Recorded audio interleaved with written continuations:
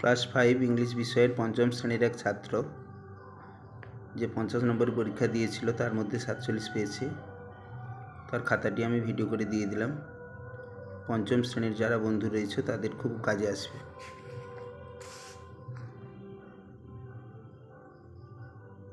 পুরো প্রশ্নটার অ্যান্সারগুলোও দেখে নেবে তোমরা।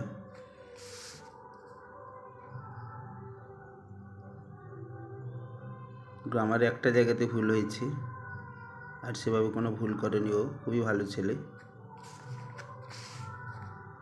রাইটিং তো খুবই সুন্দর লিখেছে, তাও আমি 1 নম্বর কেটে নিয়েছি। যারা পঞ্চম শ্রেণীর অ্যানুয়ালি পরীক্ষার জন্য প্রস্তুতি নিচ্ছ তারা ভালো করে কোশ্চেনটাকে প্র্যাকটিস করে নেবে, তাহলে তোমাদের অনেক উপকারে আসবে।